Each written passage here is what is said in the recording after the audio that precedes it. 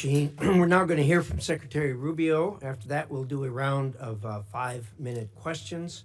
And so with that, Secretary Rubio, welcome back to the committee. Love to hear what you have to say. Thank you. I appreciate it. And I'll be brief in my opening statement so we can leave more time for questions. I've submitted a written statement, but I'm not going to use it. I'm just going to talk to you guys for a few minutes. And all right, here we go. Suspend. You know the drill. Off to jail. That's a war crime. That's a 1-year ban from the committee.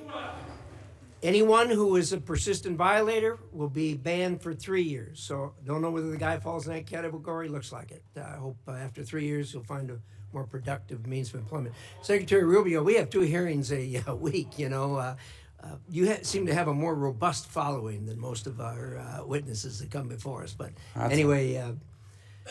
There'll be a couple more, so thank you for stopping the clock, but I appreciate it. So, and I know there's a lot of other topics you're going to ask me about, so we can talk about those, including the ones that Senator Shaheen just outlined. But let me just talk about Venezuela in particular. Please.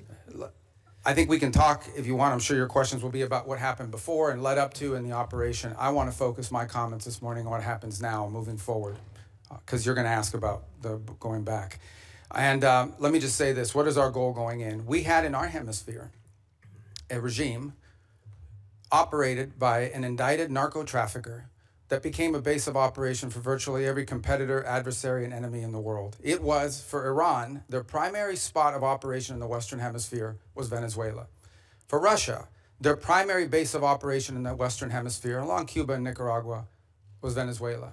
In the case of China, China was receiving oil at a huge, about $20 a barrel discount.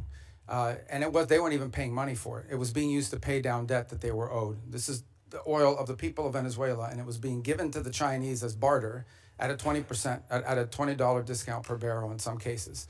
And so you had basically 3 of our primary opponents in the world operating from our hemisphere from that spot. It was also a place where you had a narco-trafficking regime that openly cooperated with the FARC and the ELN and other drug trafficking organizations using their national territory. It was an enormous strategic risk for the United States, not halfway around the world, not in another continent, but in the hemisphere in which we all live. And it was having dramatic impacts on us, but also on Colombia and on the Caribbean basin and all sorts of other places. It was an untenable situation, and it had to be addressed. And it was addressed. And now the question becomes what happens moving forward. As I've described to you in previous settings and in individual conversations, we had 3 objectives here. The final, I'll work it backwards, because the end state here is we want to reach a phase of transition where we are left with a friendly, stable, prosperous Venezuela, and democratic, in which all elements of society are represented in free and fair elections. By the way, you can have elections. You can have elections all day. But if the opposition has no access to the media, if opposition candidates are routinely dismissed and unable to be on the ballot because the government, those aren't free and fair elections. That's the end state that we want: free, fair, prosperous, and friendly Venezuela. We're not going to get there in 3 weeks. It's going to take some time. And so objective number 1 was stability. In the aftermath of the removal of Maduro, the concern was what happens in Venezuela. Is there civil war? Do the different factions start going at each other? Are 1 million people crossing the border into Colombia? All of that has been avoided. And one of the primary ways that it has been avoided is the ability to establish direct, honest, respectful, but very direct and honest conversations with the people who today control the elements of that nation, meaning the law enforcement, the government apparatus, etc.